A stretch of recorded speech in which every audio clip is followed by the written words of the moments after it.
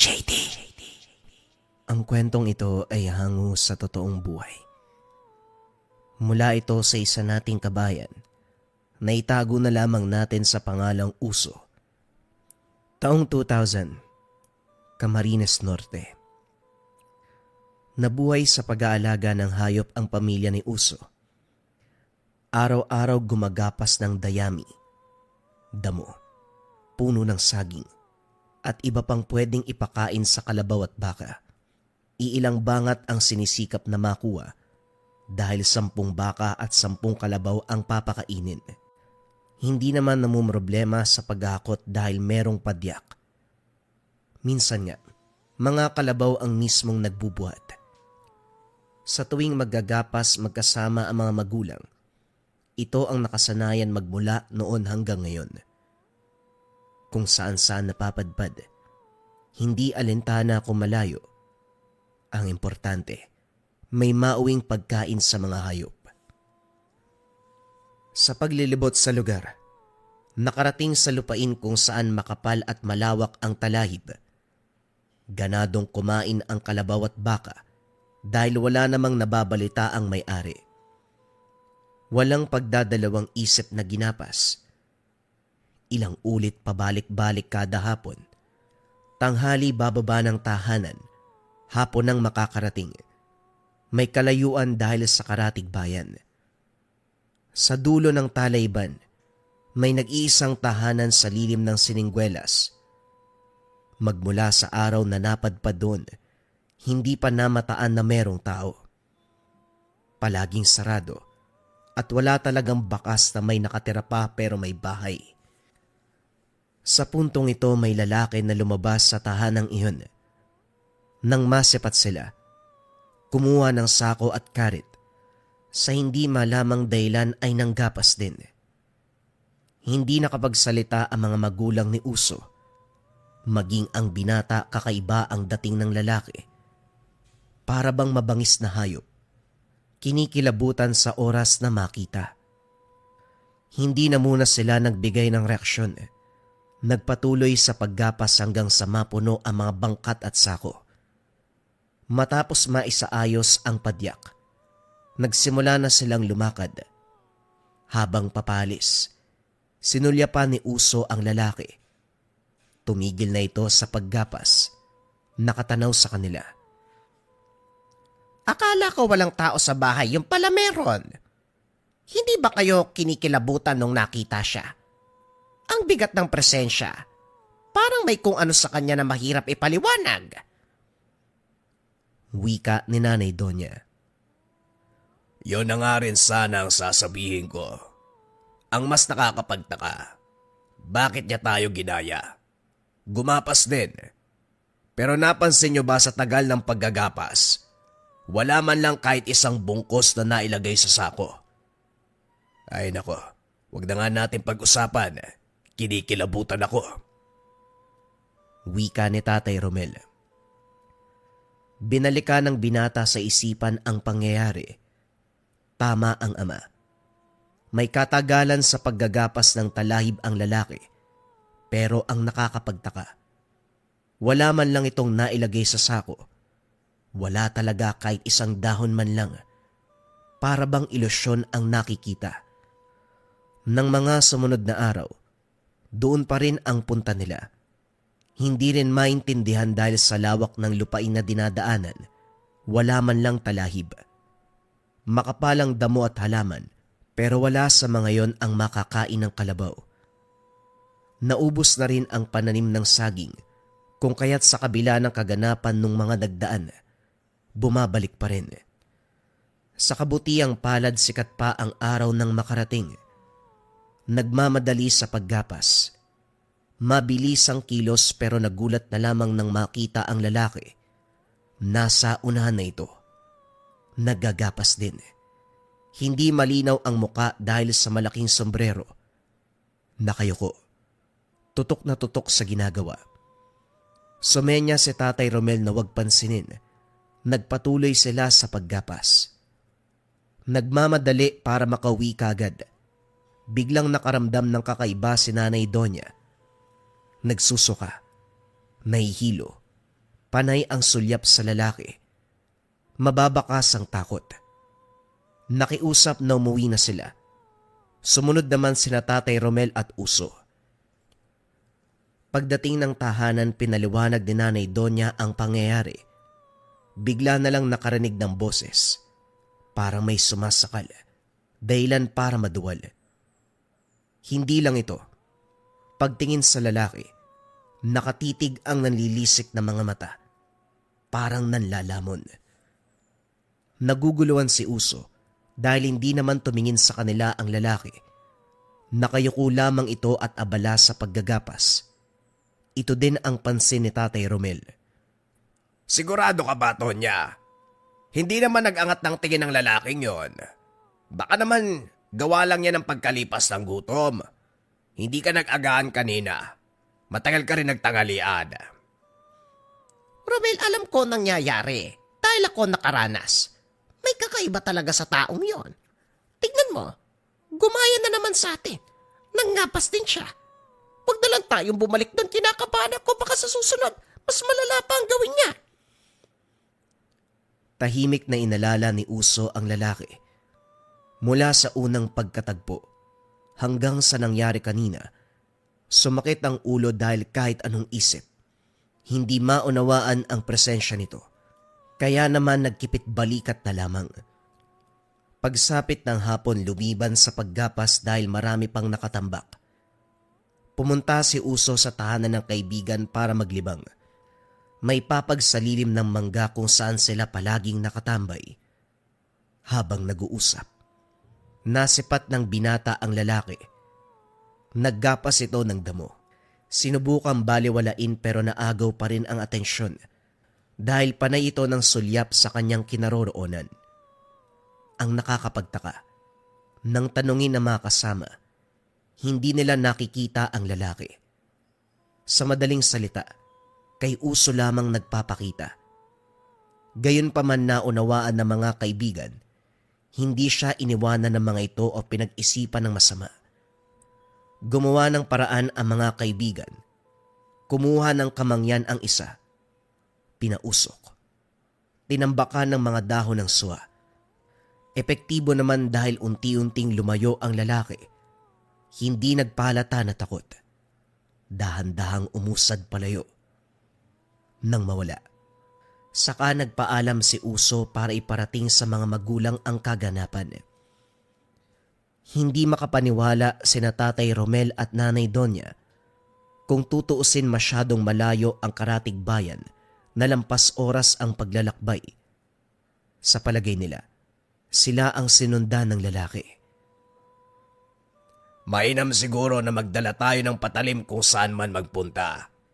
Hindi natin alam kung anong pakay ng lalaking yon. Mas mabuti nang handa kaysa maunahan. Kung sakali mang magtangka, huwag kayong mag-aalangan na tagain. May kinalaman kaya ito sa nararamdaman ko kanina. Nakamoy ako ng napakalansa. Bigla ko naduwal. Mababaw na lang din ang paghinga ko. Kinilabutan bigla. Parang yun nangyari doon sa talahiban. Hindi kaya inaaswang ako. Malay natin aswang ang taong yon. Natigilan si Uso nang sabihin ito ng ina. Dito naalala ang engkwentro nung bata pa lamang siya. May nakasalubong sila ni Tatay Romel. Sunod ng sunod sa kanila. Pagdating sa unahan, nagpalit ng anyo bilang aswang. Swerte lang sa mga panong iyon dahil may dumaang grupo ng mangingisda. Hindi natuloy ang sanay pambibiktima. Paano kung aswang nga ang lalaki? Ano pong gagawin natin? Tanong ni Uso. Ano pa nga ba? E di hingi ng tulong kay paring Isyot. Alam niyo naman kung ano ang kakayahan ng kumpare kong yon. Napanatag si Uso sa tugon ng ama. Kilala niya ang taong binanggit nito. Nakasalamuha ng isang beses. Sa tindig pa lang masasabi ng may kakayahan pagdating sa kababalagan. Nang mga sumunod na araw, hindi mapalagay dahil kahit saan man maggapas, nakasunod ang misteryosong lalaki. Pinalipas nila, pero ganun pa rin ang nangyari. Dito nakapagpasya na lumapit sa antingero. Malayong sityo ang tinungo para marating ang tahanan. Bago mapag-usapan, naulaan kagad ng antingero ang pakay.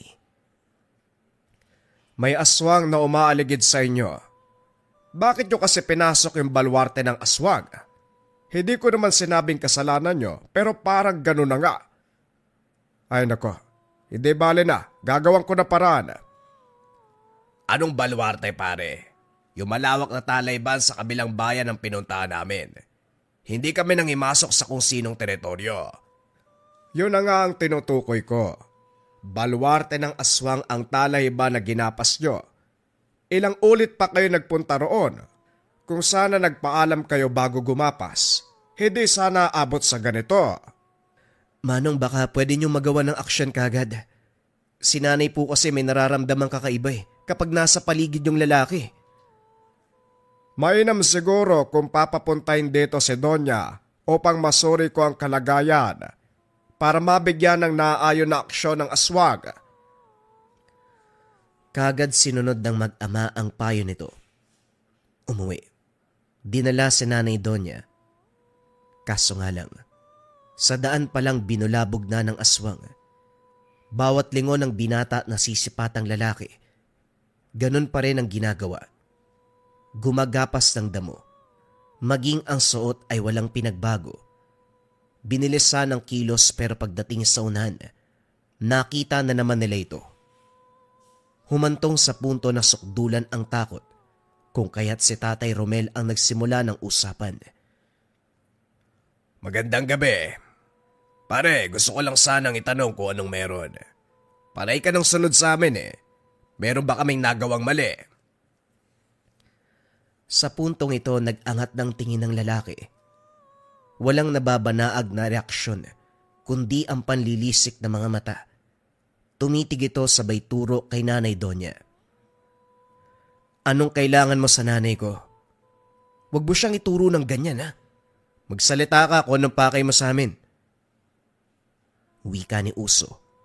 Itinago ang ina sa likuran. Hindi nagsalita ang lalaki. Panay titig. Panay turo. Nang mainis si Tatay Romel, humugot ng itak sabay indak. Magsalita ka! Anong kailangan mo sa pamilya ko? Kung may masama kang balak, mas mabuti pang wag mo nang ituloy. Dahil papatayin kita bago mo magalaw ang pamilya. Nanlaki mga mata ni Uso nang sa isang iglap. Nakalapit na ang lalaki. Sinakal si Tatay Romel. Sumigaw naman si Nanay Donya nang makitang umagos ang dugo. Sa muling pagkurap nasa malayo na ang lalaki. Akmang susundan, pero biglang nawala. Imbis sa ina ang ipasuri, ang ama ang prioridad dahil sa kanyang kalagayan. Napailing na lang si Mang Isyot dahil malala ang sugat. Umabot sa ilalim ang kuko ng aswang. Nahirapan itong huminga. Nagaagaw buhay. Nagsisermon habang ginagamot ang pasyente. Aniya, hindi dapat kinausap ang lalaki dahil sa oras na makaramdam ng kaunting banta. Kagad itong susugod. Paulit-ulit ang pagpatak ng langis sa bibig ng pasyente. Pinapatigil ang pagdurugo ng sugat sa pamamagitan ng pagdiin ng telang binabad sa sagradong tubig. Sinabayan ng pagsambit ng orasyon. Ang dugo na dumikit sa tela ay piniga sa isang lagayan. Tinipon para sa susunod na akbang. Sa kabutiang palad, matapos ang mahabang oras ng pagsusuri, naisalba ang buhay ni Tatay Romel. Hindi muna pinakilos dahil pinuluputan ng makapal na tuwalya ang leeg. May nakapaloob na gamot at langis. Pinagbawal muna ang pagsasalita. Sunod na inasikaso ni Mang Isyot ang naipon na dugo mula sa sugat. Katuwang si Uso sa pagpapakulo ng tubig, kasama pa ang ilang halamang ugat, kaya nakikita ng binata ang bawat hakbang ng albularyo. Ang kumukulong tubig ay pinapataka ng langis. Hinaluan ng papel na sinulatan ng dasal. at saka ang sagradong tubig. Hinalo-halo ang lahat bago ibabad sa pinigang dugo mula sa ugat.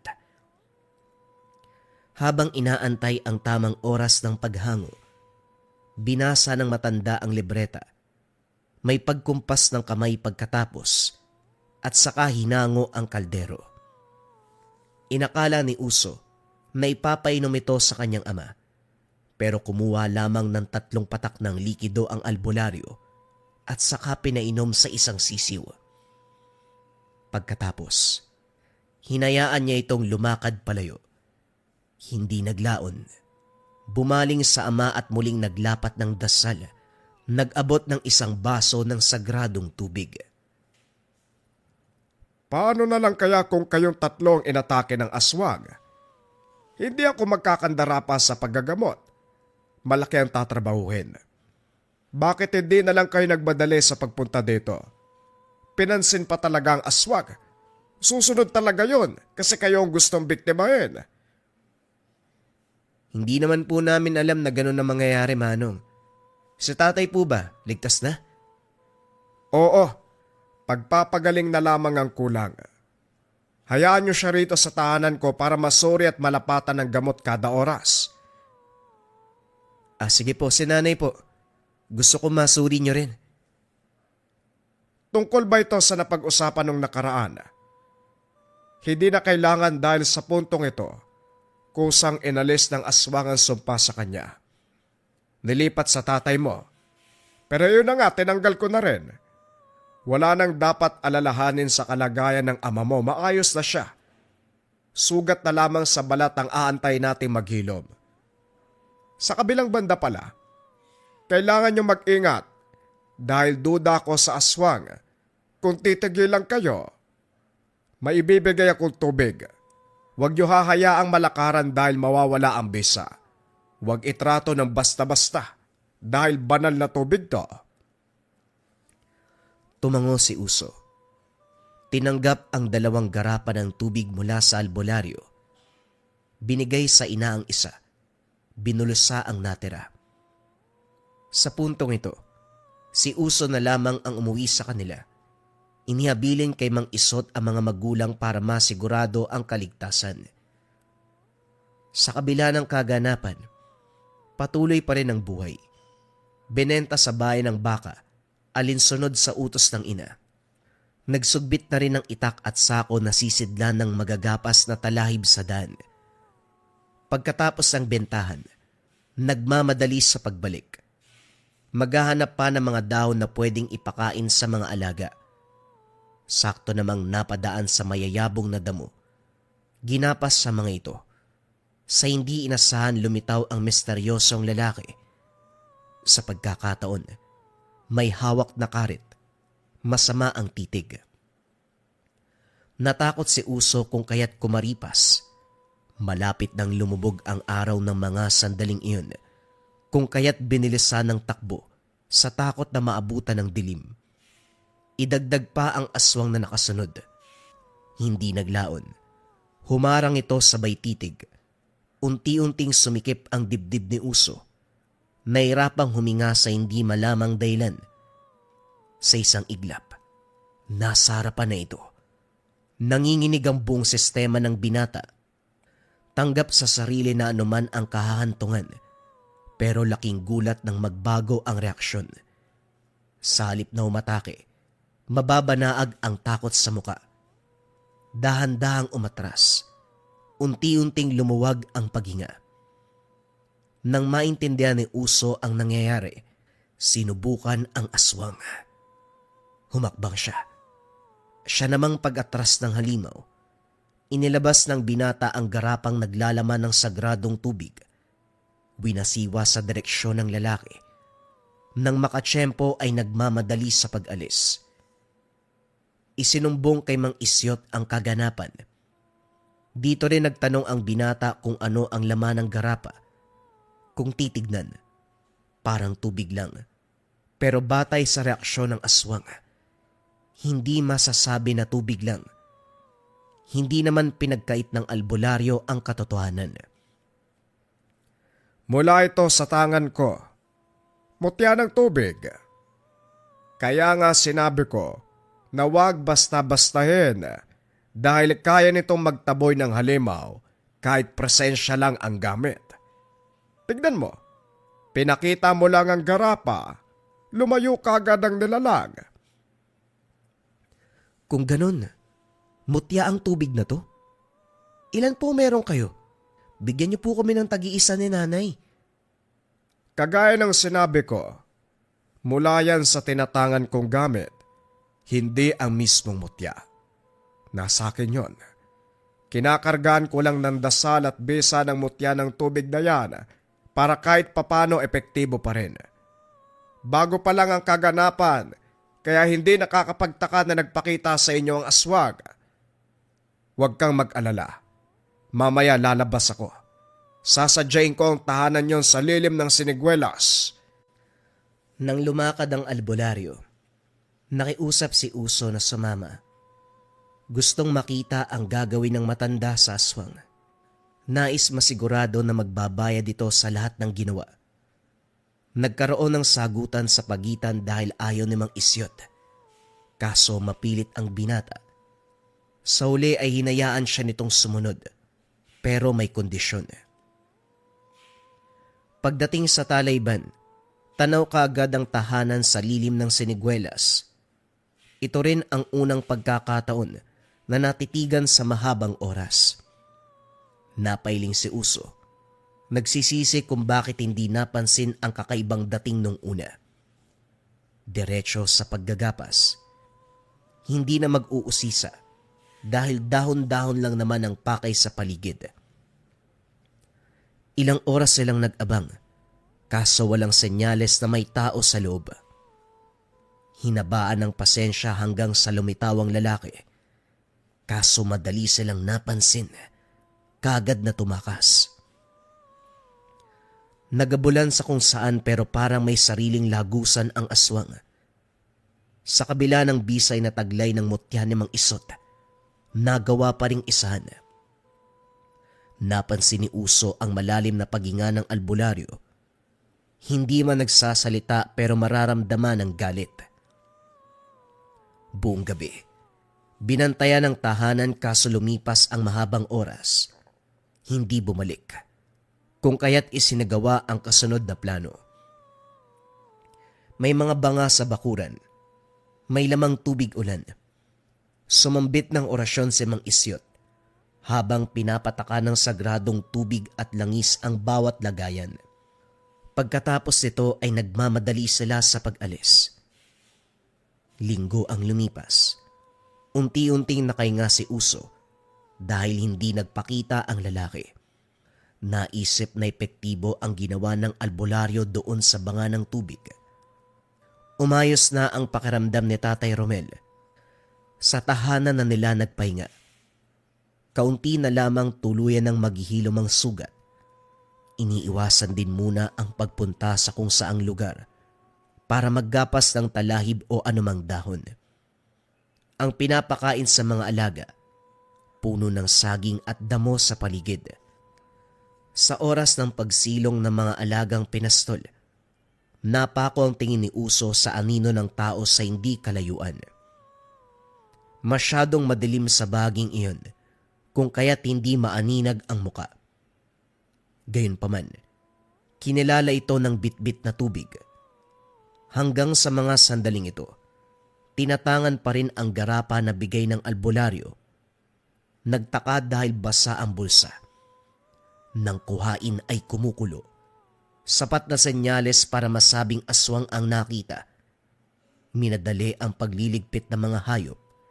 Kumaripas ng takbo sa tahanan para balaan ang mga magulang. Tahimik na nagmamasid habang dinarama ang presensya ng nilalang. Hindi naglaon umalingaw-ngaw ang sigaw nito na parang naghahamon. Mariin din ang kaluskos na mga kuko at malalakas na yabag. Kanya-kanya sa paghatak ng patalim ang lahat, panlaban kung sakali. Hindi nagtagal, kumalampag ang bahagi ng dingding. Ilang ulit kinalmot hanggang sa nagdulot ng butas-butas. Mabilis ang kilos ni Uso. para abutin ang lampara. Sinindihan, sabay hagis sa bintana. Swerte namang tumalsik ang gaa sa aswang kung kaya't kumalat ang apoy. Sa kabutiang palad na itaboy sa ganong paraan. Subalit ang inakalang tapos na. Isang maling akala. Dahil makaraan ang ilang oras, bumalik ang aswang. Mas mabangis. Mas malakas. Diyos Mia, anong gagawin natin? Papatayin tayo ng aswang na yan. Siya pa rin ba yung misteryosong lalaki sa ilalim ng siningkwelas? Wala hong iba. Siya lang naman ang naglalakas ng loob eh. Nang tumindi ang banta ng aswang, hindi lang dingding at bubong ang binutasan. Nagkaroon ng ideya si Uso ng makapa ang bulsa. Walang ideya kung gagana pero sinubukan pa rin. Sa sandaling dumaan ang nag-aapoy na bahagi ng halimaw, isinaboy ng binata ang likido. Diretso sapoy na siyang lalong nagpaliyab. Sa hindi malamang dahilan tumilapo ng aswang kasabay ng sigaw. Daing ng daing. Natatarantang lumayo. Makaraan ng ilang sandali tuluyang pumayapa ang paligid. Maaasahan talaga ang gamit mula kay paring Isyot. Tignan nyo, naipagtanggol tayo laban sa aswang. Wag po tayo magpakampante, tay. Nawala yun kanina tapos biglang bumalik. Nay, binigyan ka rin ng garapan ni Mang Isyot, hindi po ba? Nasaan yun? Pwede nating gamitin laban sa aswang kung sakaling babalik. Kagad inabot ng ina ang hinihingi ng anak. Si Uso ang humawak nito dahil sa kanilang tatlo. Ang binata ang mabilis ang kilos. Buong gabi, nag-antay sila pero sa awa ng Diyos, tuluyang lumipas ang oras na walang banta. Kinabukasan pinunta ni Uso ang albularyo. Pinaliwanag ang nangyari kagabi, lalo na ang tulong na ibinigay ng tubig. Kaunti na lamang ang natira dahil nabawasan nung kumulo. Pero sa sandaling maihalo sa tubig, lalong lumiliyab ang apoy, daig pa ang gasolina. Yan ang nagpapatunay na pwedeng magkaisa ang tubig at apoy. Ganong kalakas ang bisa ng tangan ko na kayang makipagsabayan sa apoy para talunin ang aswang. Bukod doon, wala ka ba napansin na halimaw? Pisikal na anyo, kilos o kung anuman. Inalala ni Uso ang sandaling nakita ang aswang. Isa lang ang napansin, ang peklat sa balat. Hindi rin sigurado dahil sandali lang nakita, hindi masyadong nalinaw. Gayunpaman tuwang-tuwa si Mang Isyot dahil aniya, gumana ang ginawang orasyon sa tubig sa tahanan nito. Sinabihan ng binata na wag nang mag-alala dahil bilang lang ang araw ng nilalang. Hindi magtatagal, babawian din ang buhay. Sa kabila ng kasiguraduhan na winika ng albularyo, ayaw mapanatag ni Uso. Umepekto ang orasyon nito, pero nagawa pa ring umatake. Ito ang pinangambahan ng binata. Baka bigla na lang itong sumugod uli. Baka masaktan pa sila bago mangyari ang sinabi ni Mang Isyot. Sa takot na makasalubong muli ang aswang sa oras na gagapas ng talahib o anumang damo, nagpa siya na ibenta na lamang lahat ng alagang baka at kalabaw. Hindi na kayang isugal pa ang buhay para lamang sa paghahanap ng makakain ng mga ito. Kagad dinala sa bayan at saka pinagbili sa mga negosyante. Naging mahirap na rin para sa kanila ang paglabas kahit sa bakuran lamang, sa ideya na baka lumitaw bigla ang aswang. Lahat ng gawain nasa loob na. Paglalaba, paghuhugas, pagluluto, maging ang pagsisibak ng kahoy. Sarado pa sa lahat ng oras ang mga bintana at pinto. Umabot pa sa punto na kahit may kakatok o tatawag sa labas, kahit kilala, hindi sasagutin. Lahat ay nag-isip na baka ito ang aswang, nagpapanggap lamang. Nang makabot ito sa albularyo, kagad na bumisita para alamin ang nangyayari. Sus Mariosep naman talaga, paring Romel, Maring Doña Uso. Hindi nyo kailangang umabot sa ganito. Wala na kayong dapat pangambahan dahil sa mga oras na naghingalo ang mga aswang. Sinabi ko sa inyo, ako nang bahala. Wala ba kayong tiwala sa akin? Hindi mo naman masisisi kung bakit kami nagkaganito. Ikaw ang nag-iisang saksi sa pambibiktima ng aswang na yon sa pamilya ko. Hindi mo ba naisip ang ganitong epekto? Takot ang pinag-uusapan dito, pare. Alam ko, pero natatakot lang kayo sa wala. Dahil ang aswang ay nasa tahanan niya na. Nag-iingalo, nag-aagaw buhay. Nag-aantay na lang kung kailan siya mamamatay. Kung gusto nyo, puntahan natin para malaman nyo eh. Hindi naman sa wala kaming tiwala, Manong. Natakot lang talaga kasi kami sa karanasan namin eh. Kaligtasan ng bawat isa ang prioridad namin ngayon. Ang kaligtasan ay nakukuha ba sa pagkukulong? Ginagawa niyong mangmang ang mga sarili niyo. Mababaliw kayo kapag nagpatuloy ang ganyan. Tignan niyo ang labas. Wala namang aswang. Sa kabila ng pangungumbinse ni Mang Isyot, hindi pa rin bumigay. Naunawaan naman ni Uso ang punto. Ayaw ng albularyo na mabuhay sila sa takot, na umabot sa puntong tuluyan ng lamunin ng kilabot ang bawat sistema. Gayunpaman, mas matimbang sa kanila ang sariling paniniwala at desisyon. Hanggat hindi napapatunayang patay ang aswang, walang lalabas ng tahanan.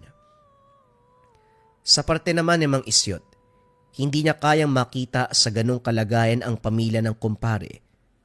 Tinuring na kapatid si Tatay Romel, kung kaya't nahaplos ang puso nang makita itong nagtatago dahil sa takot.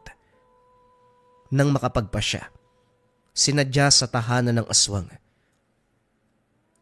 Palapit pa lamang nararamdaman na ang kalagayan nito. Nanlalaban sa pamamagitan ng orasyon, pero madaling nakokontra ni Mang Isyot. Matagumpay na nakapasok sa tahanan, naabutan sa loob, nakaratay at naghihingalo. Hindi maiwasang ngumisi sa nakita. Lumobo ang bawat bahagi na parang may tubig sa loob ng katawan. Ilang ulit akong dumaan sa lugar na ito. Nararamdaman ko may mali eh.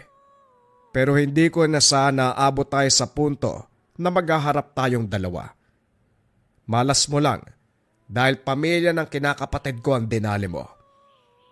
Nagbigay na ako sa iyo ng babala eh. Kaso masyado ka nagmamatigas. Umatake ka pa ng ilang ulit. Ano ba talaga ang pakay mo? Parang gusto mo lang silang biktimahin eh, kahit nagbabala pa ako. Umungol ang lalaki na parang asong handang kumagat. Gayon pa man hindi hinayaang makapagsalita. Inilabas ang mutya ng tubig. Ikinabit sa leeg nito. Nilapatan ng orasyon hanggang sa unti-unting nalagutan ng hininga. Hindi nagtagal. Malamig na bangkay na lamang ito. Matapos makuha ang mutya, muling sumambit ng orasyon para burahin ang bakas ng pagsadya niya. Iniwang nakahandusay ang katawan ng halimaw. Nakarating sa pamilya ni Uso ang ginawa ni Mang Isyot. Ito mismo ang nagbahagi at para mapatunayan, sinama ang binata para masilip sandali ang bangkay. Sabihin mo kay paring Romel, kay Maring Donya, tama na ang takot. Pwede na kayong bumalik sa normal na buhay, kagaya ng nakasanayan. Wika ng albularyo. Bago pa ito makalayo ay nagpasalamat ang binata. Masyadong mabilis ang kaganapan na hindi napansin.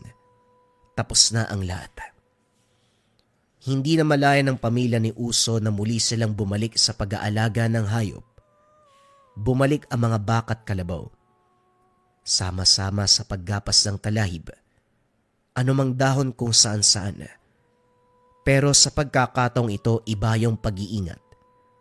Nabawasan naman ng pag-aalala dahil muling nagbigay ng sagradong tubig si Mang Isyot. Bawat isa sa kanila, nararamdaman ng bisa nito.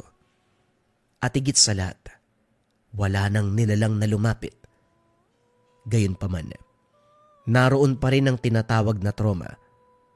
Makakita ng kapwa manggagapas, hindi may iwasan na maaalala ang karanasan nang minsan nilang makita ang aswang sa ilalim ng sinigwelas na pinatay ng napakalakas na tangan na mutya ng tubig.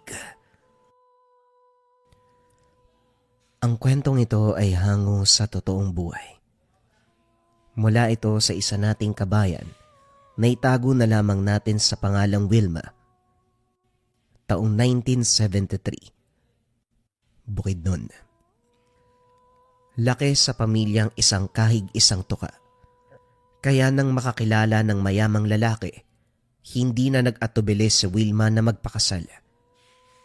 Naging katawa-tawa pa dahil ilang araw pa lang sila nagkakilala, kasal na kaagad. Sa munisipyo pinarehistro ang kasal na walang dumalong kaanak. Pagkatapos ito, iniwan ng pamilya para sumama sa asawa. Sa katanayan, kinasusuklaman ni Wilma ang sariling pamilya. Sino ba naman ang hindi? Kung tratuhin ka, mas mababa pa sa basura. Mahirap sila, kapos sa lahat ng aspeto, pero hindi man lang siya binigyan ng halaga bilang anak o bilang tao man lang. Mabibilang sa daliri kung ilang beses pinakitaan ng kabutihan. Madalas bugbog sarado ng ama. Pinagbubuhatan ng kamay ng ina. Tinutokso ng mga kapatid. Dahil hindi maramdaman ang pagmamahal sa mga ito. Naglayas. Namuhay sa lansangan. Nanlilimos. Hanggang sa araw na dumating si Hari. Bigla na lang dumating ang binata unang nagbigay ng perang papel kay Wilma. Nagsimula ito ng usapan hanggang nagpatuloy. Bumibisita araw-araw. Nagdadala ng damit, pagkain, nagbibigay ng pera. Umabot sa punto na rumenta ng bahay na matutulugan. Sa paglipas ng araw nagtapat ng tunay na pakay. Sinabing naghahanap ng mapapangasawa dahil gustong magkapamilya. Diretsyang inalok si Wilma, na kaagad namang pumayag. Dinala siya ni Hari sa isang probinsya. Namuhay bilang mag-asawa sa malawak na sakahan.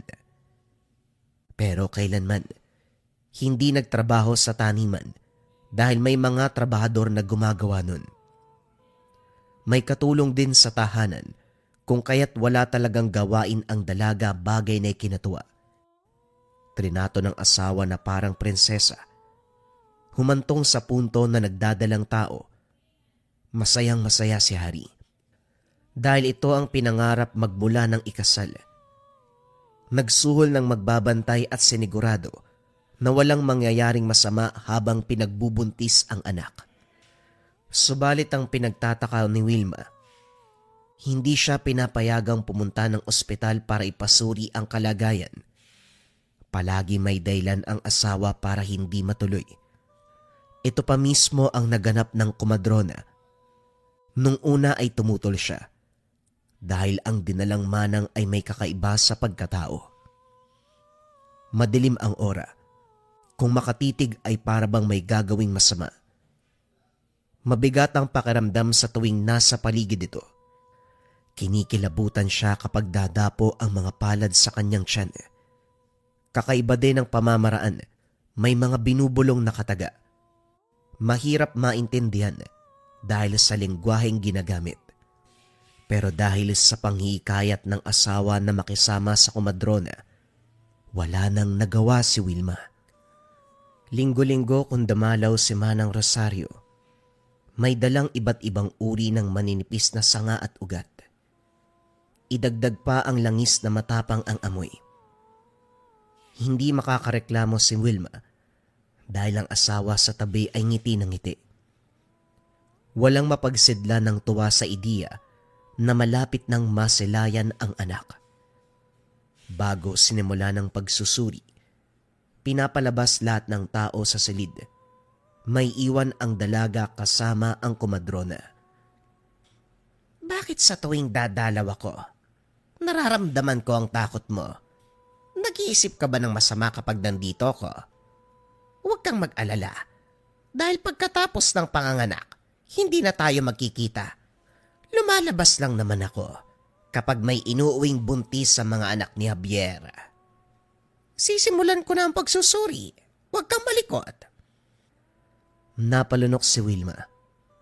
Maraming katanungan pero hindi nagawang magsalita. Nangingibabaw ang takot sa presensya ng komadrona. Nakatingala lamang ang dalaga habang dinarama ang kamay ng matanda sa tiyan. Banayad ang haplos nito, pero hindi maiwasang kilabutan, lalo pa sa tuwing dadampi ang langis. Dinikdik na sanga, maging ang ugat. Lalong-lalo na ang pagbulong ng mga salita. Hindi naglaon. Napatiimbagang sa pagsipa ng bata sa sinapupunan. Isang beses lang ito, pero nagdulot ng pagkataranta. Iba ang kilos sa loob ng katawan na para bang mabangis na nilalang. Hindi na nakapagpigil. Inipon ng lakas para makapagsalita. Anong nangyari? Bakit parang iba yata? Ganyan talaga kapag anak ng hindi pangkaraniwan.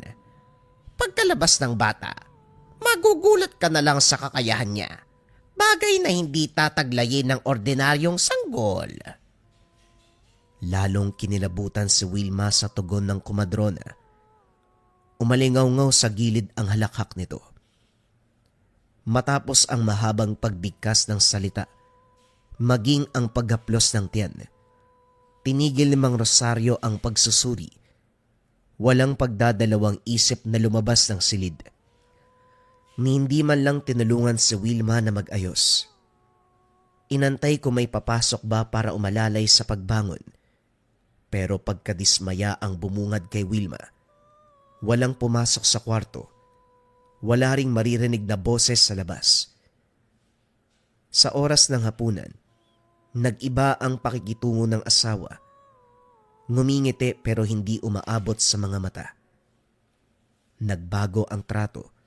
Kung dati mahal na mahal, ngayon ay parang unti-unting pinaramdam na hindi siya kailangan sa oras na mailuwalang sanggol. Hindi ito umiimik. Panaykain hanggang sa matapos. Bago tumayo, nagsalita si Wilma. Harry, anong meron? Bakit parang nanlalamig ka na? May problema ba? Sinubukang abutin ng kamay ng asawa pero umiwas ito. Wala naman. Bilisan mong kumain at matulog ka na pagkatapos. May lalakarin lang ako ngayong gabi. Mahalagang bagay para sa anak ko. Huwag mo kong antayin. Bukas pa ako babalik. Bagaman sumagot, bakas na bakas ang panlalamig. Umalis ito na hindi man lang humalik sa noo, bagay na palaging ginagawa noon. Dahil sa kilos ng asawa, dito sinampal ng katotohanan si Wilma. Aniya sa sarili, marahil ang pakay ni Harry ay ang magkaanak, hindi ang malin siya. Naunawaan ang matatamis na salita dati, ang magalang na pagtrato. Lahat ng ito ay para lamang makuha ang loob niya. Ngayon na pinagbubuntis ang bata, nagsimulang magbago ang lahat. Kinabukasan bumalik ang asawa. Napako ang tingin ni Wilma sa dala nitong pusa. Kulay itim pero kakaiba ang presensya. Nanlilisik ang mga mata. Walang kurap na nakatitig sa kanya. Kinilabutan siya sa hindi malamang dahilan. Hindi lang yun. Halos linggo-linggo umaalis si Larry. At sa bawat pagbalik, pusang itim ang bitbit. Walang ideya kung saan ito tinatago dahil wala naman sa tahanan. Sa tuwing magtatanong ay hindi rin sasagot. Pero matapos ang pusa, uwak naman ang dinadala ni Harry. Walang pinagkaiba. Nanlilisik ang mga mata. Nakakakilabot ang presensya. At ang pinakamalala, ito ang gumigising tuwing umaga. Magsisimula pa lang ang araw pero takot kagad ang sasalubong. Habang siya ay naguguluhan sa nangyayari, tuwang-tuwa naman ang asawa. Hari, aminin mo nga sa akin. Ano ba talagang balak mo? Hindi mo na ako napapansin, oh. Natatakot na ako. Huwag ka matakot sa kilos ko. Ang dapat mong katakutan yung nasa sinapupunan mo. Hindi mo mauunawaan sa ngayon pero pagdating ng araw, kapag nasilayan mo ang bata, malalaman mo. Wika ni Harry. Ngumiti pa ito ng nakakaloko. Napalunok si Wilma sa tugon ng asawa. Nagmamadaling pumasok ng silid. Hindi na kaya pang harapin si Harry kung puro pananakot ang sasabihin. Wala na siyang ideya sa nangyayari kung kaya't naisipang tumakas. Ang problema, bantay sarado ng mga trabahador ang paligid. Dito lang din napansin na maging ang mga ito, maging ang mga katulong ay may kakaibang kilos. Hindi nagsasalita. Tumitingin lamang, nakakakilabot pa ang itsura.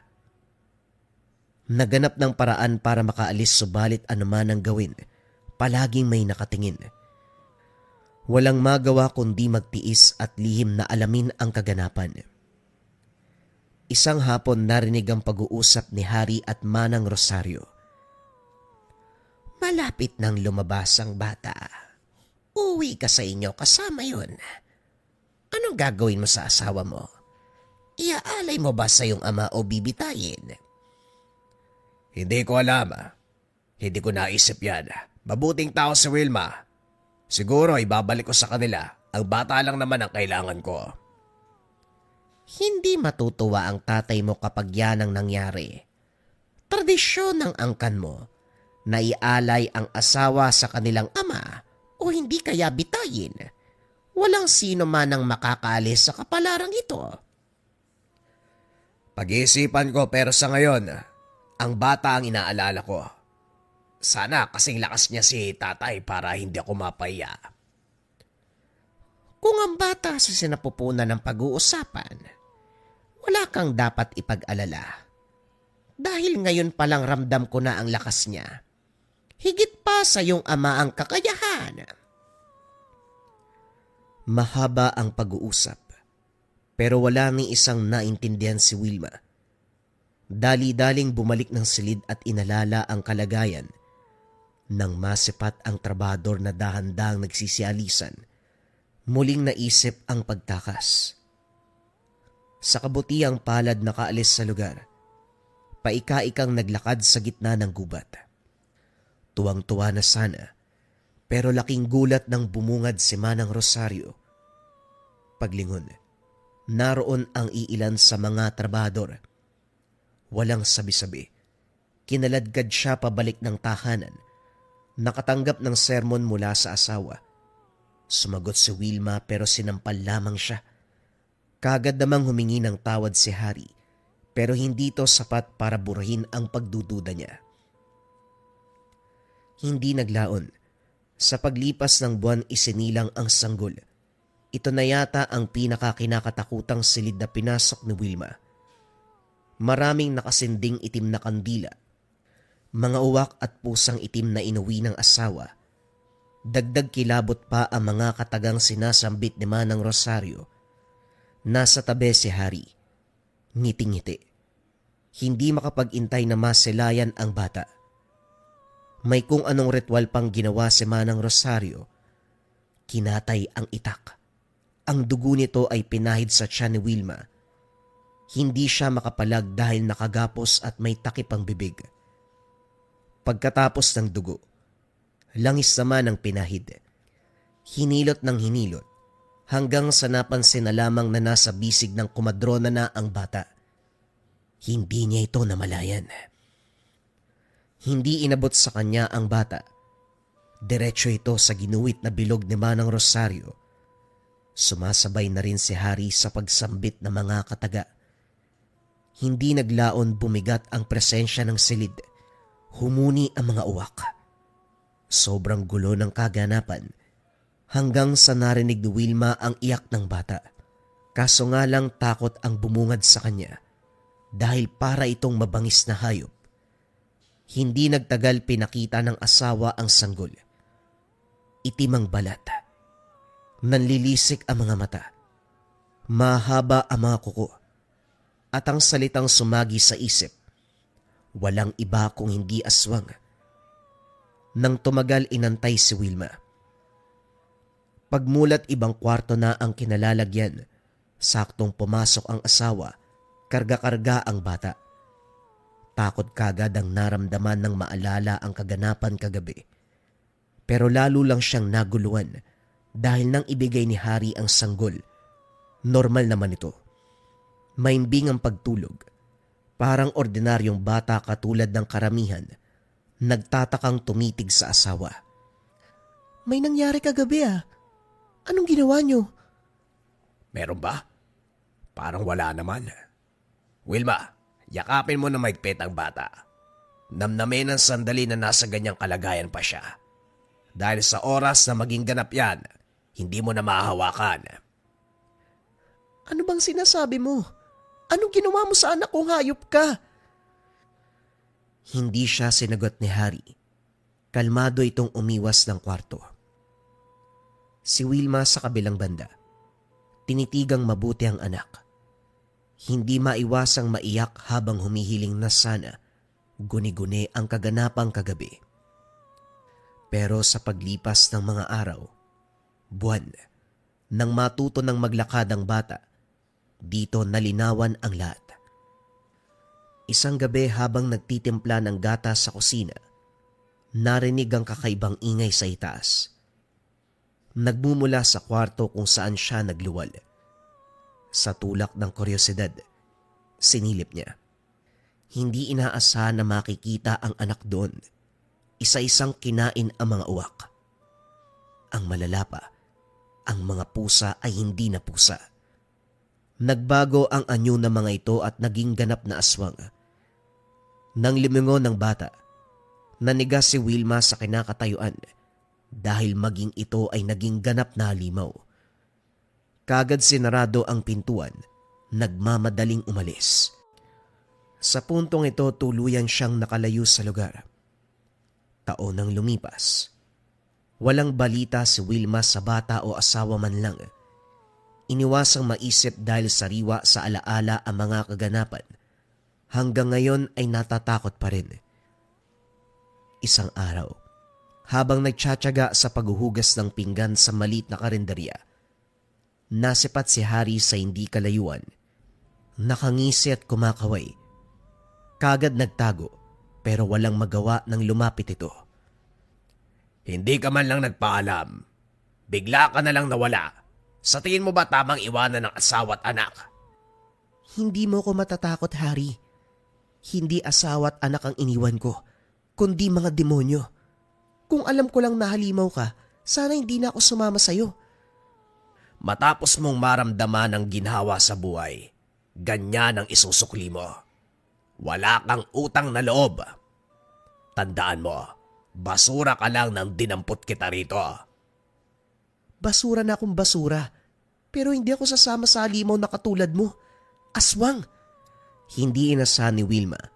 Sa paglipas ng taon, bumalik siya sa poder ng asawa. Sa pagkakataong ito, sa tahanan ng biyanan dinala, bumungad ang nakangiti nitong ama.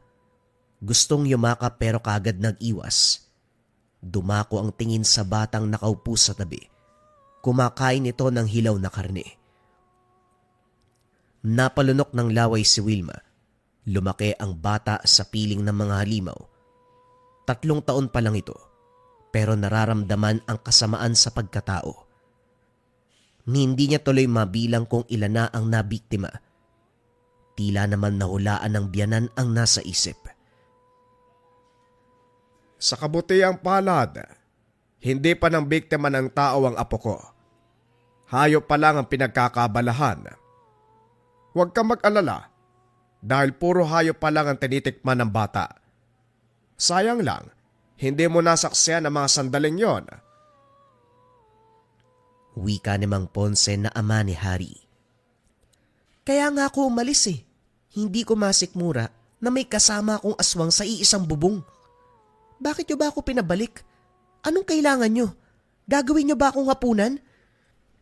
Nagbago ang reaksyon ni Mang Ponce. Lumapit kay Hari at sinabi kung ano. Kagad kinaladkad ng asawa patungo sa isang silid upang doon ikulong. Habang nag-aantay kung ano ang mangyayari, pagsapit ng gabi dinalaw si Wilma ng sariling anak. Kumatok ng kumatok. Hindi siya sumagot. Sumilip sa ibabang siwang ng pintuan. Nakita ang dalawang maliit na paa. Maririnig ang hagikgik ng bata. Hindi nagtagal biglang tumahimik at nagsimulang bumalot ang kilabot. May mga yabag sa dingding, sa kisame, hanggang sa paglingon. Nasa loob ang bata nang hindi namamalayan. Ang mukha nito ay bahagyang umitim. Mapupula ang nanlilisik na mga mata. Matutulis ang mga ngipin at makuko. Maliit mang tignan pero mabangis. Nanginginig si Wilma pero sinubukang kumalma at kausapin ng bata. Hindi nagtagal ay unti-unting bumigay. Bumalik sa normal na anyo. Dahang-dahang gumapang palapit. Niyakap niya ito. Naluluwang kinantahan hanggang sa makatulog sa bisig. Sa mga sandaling yun, walang ibang nais kung hindi tulungan ang bata na makabalik sa normal. Naiplano sa isip ang paghingi ng tulong sa manggagamot o albularyo. Inalala ang mga panahon na minsang may dumadayong manggagamot sa bayan. Ilang ulit din siyang nagpasuri dito nung palaboy-laboy sa lansangan. Naudlot ang pagbabalak nang pumasok si Hari. Kinuha ang bata sa kanya para patulugin sa kabilang silid. Hinayaan na rin siya nitong makalabas ng kwarto. Wilma, umalis si tatay dahil may mahalagang pupuntahan, kaya pwede ka maglibot sa lugar. Pero tandaan mo kapag nakabalik siya, kailangan mong magpakabait. Isang pagkakamali mo lang, magiging hapunan ka niya. Sabihin mo nga sa akin, anong klase ba talaga yung pamilya mo? Hindi mo pa rin ba nauunawaan ang lahat, Wilma? Patawad kung niloko kita. Pero gusto ko malaman mo na naging totoo din ako sa'yo kahit papano. Ang kaso, kailangan kong sundin ang kagustuhan ni tatay kung gusto ko pang mabuhay. Tradisyon ng angkan na maganap ng mapapangasawa ang bawat lalaki. Kailangan magkaanak. Habang nasa sinapupunan may mga ritual na ilalapat para sa kapakanakan ay ganap ng aswang. Pagkatapos nun, ang asawang babae ay aalay sa biyanan para maging hapunan pagsapit ng kabilugan ng buwan. Hindi ko kayang gawin yon, kaya nakiusap ako kay Tatay Ponce na wag ikaw. Sa kabutihang palad, nakinig naman siya. Hindi alam ni Wilma kung matutuwa ba siya o hindi. Ang tanging sigurado sa mga sandaling ito, nasa panganib ang buhay niya. Walang pinaniwalaan sa mga sinabi ng asawa. 10 oras ng bulabugi ng angil. Magkasama sila sa silid ni Hari, pero sa kabila ng malakas na ingay, mahimbing ito. Pagsilip sa labas, kasalukuyang nag-aaway ang mga aswang sa mismong bakuran. Nasipat sa tabi ang bata, tuwang-tuwa habang nanonood. Hindi makapaniwala si Wilma sa nasaksihan. Ginising ang ama. Ito mismo ang nagpariwanag na normal ang kaganapang iyon sa pamamahay nila.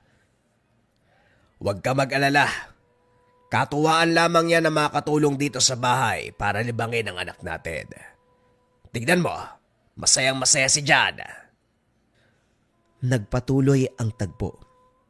Hanggang sa masipat ang ligaw na baboy ramo. Nabaling ang atensyon ng mga aswang. Hindi naglaon ay hinabol. Kagad siyang sinaway ni Hari dahil susundan ni Wilma ang anak. Hayaan mo ang anak natin na gawin ang kagustuhan niya. Habulin man ang baboy ramo o kahit anong uri ng hayop. Huwag mong papakialaman dahil alam niya ang gagawin niya. Kagaya ng sinabi nito, makaraan ng ilang oras bumalik ang bata. Buhat-buhat ng katulong habang ang isa ay hila-hila ang tinugis na baboy ramo. Parehong may dugo sa bibig. Kaunti na lamang ang natira sa parte ng hayop. Kumatok ang katulong.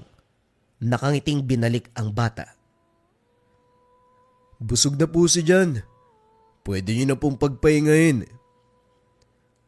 Nakatitig lamang si Wilma. Binaba ng katulong ang bata. Ito mismo ang naglakad papasok. Diretso sa tabi ng ama at natulog. Hindi magawang sumampa sa higaan. Kahit mag-ama niya ang dalawa, naroon pa rin ang takot para sa sarili. Kinabukasan bumalik si Mang Ponce dala ang grupo ng mga kaanak. Lahat ng mga ito ay tuwang-tuwa nang makilala si Jan. Samantalang masama ang titig kay Wilma. Magkarap ang lahat sa pag, kanya-kanya ng kain.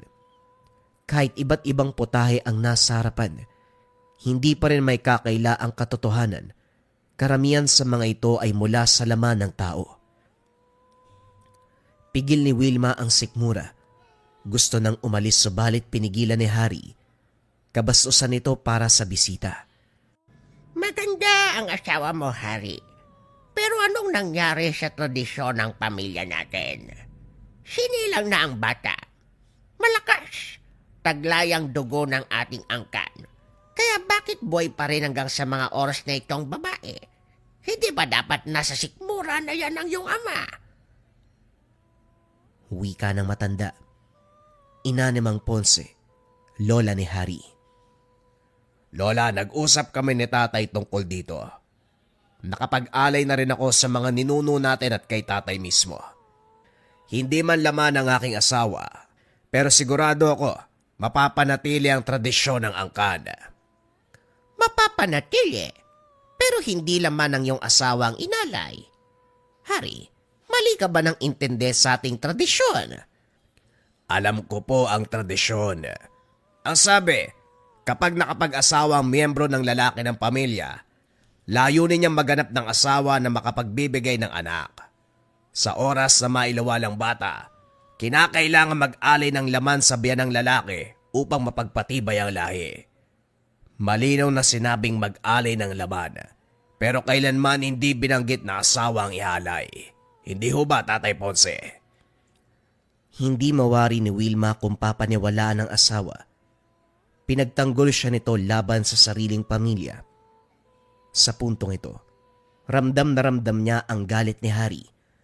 Masama ang titig sa bawat taong nakaupo sa pag. Maging si Mang Ponce, nakayuko lamang ang ulo. Tumango sa tanong. Nahihibang ka ba? Hindi marunong magmahal ang angkan natin. Kaya wag mong sabihin mahal mo ang babaeng yan para ipaglaban sa amin. Lola, naging mabuting apo ko sa inyo.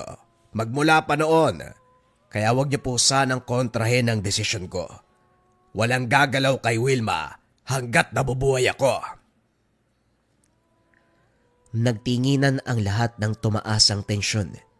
Kagad nagsalita si Mang Ponce. Nilihis ang usapan. Pagkatapos ng salo-salo nagpaalam si Wilma, sumama naman si Harry sa kanya. Walang imik sa biyahe. Hindi na mabilang ang oras sa haba. Ni hindi na alam kung saan panig ng bansa dahil makailang ulit lumipat ng sasakyan. Sumakay ng barko, bus, motorsiklo, umakyat ng kabundukan, tumawid ng sapa, naglakad pa sa malawak na kagubatan. Tumigil sa liblib na lugar, may mga tao roon. Pinatuloy ang mag-asawa. Iniwan siya ni Harry sa mga ito at naghabilin. Ako na ang bahala sa anak natin. Ikaw na rin ang bahala sa sarili mo. Ano man ang mangyari, huwag kang babalik sa lugar. Kung sakaling may makasalubong ka na miyembro ng pamilya ko, lumayo ka. Magtago. Huwag mong hayaan na mahuli ka. Dahil sa oras sa mangyari yon ay mamamatay ka. Ito ang mga impormasyon na iniwan. Namuhay siya sa piling na mag-asawang Mang Lito at Aling Monica. Ang mga ito ay magulang ng asawa ng nakakatandang kapatid ni Harry. Nang magkagipitan noon, nasawi ang kapatid. Si Hari naman ang nagtakas ng babae. Subalit nang makatagpo ang landas sa bayan, inatake at nasawi. Nagpatuloy sa buhay si Wilma. Isang araw nagmamadali sa pag-impake. Nilisan ang lugar at lumipat sa ibang probinsya. Saka lang sinabi ni Mang Lito ang dahilan. Si Hari mismo ang nagtimbre na umalis sila dahil pinapahanap ni Lola Maring. Hindi makapaniwala na hanggang sa panahon na yun, may pakialam pa rin ang asawa. Matagal nang walang balita rito. Walang ideya kung ano ang nangyari lalo na sa anak. Gayunpaman, naniniwala siyang si Hari ang bahala dahil pareho naman silang may dugong aswang. Inalala na lamang ang sarili dahil siya ang inahanap. Inakala ni Wilma na yun na ang huling paglipat. Hindi pa pala. Nasundan pa ito sa pagkakataong sa syudad na naninirahan. Naisipan na mag-asawang Mang Lito at Aling Monica na subukan ng syudad. Ilang probinsya ang nilipatan, palaging natutuntun. Ngayon sa kabutiang palad lumipas ang dekada wala nang balita sa angka ni Hari. Sa hinaba ng panahong dumaan, hindi maiwasan ni Wilma na masabik sa mag-ama. Kahit tumantong sa ganito ang lahat, may bahagi pa rin sa pagkatao na gustong makasama sa normal na paraan. Subalit hindi mababali ang katotohanan na aswang sila Larry. Sabik man na makita at makasama ang mag-ama.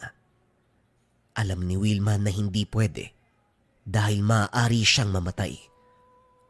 At higit sa lahat, kapag patuloy pang pinaglaban ni Hari ang kanyang sarili na magsama silang dalawa, maaaring maging si Larry at ang anak nila ay patayin na ng angkan. Lubusan ang tinanggap ni Wilma na kailanman mas malakas ang paniniwala ng lahi kumpara sa kanilang pagmamahalan. Kailanman hinding-hindi nila mababali ang tradisyon ng mga aswang.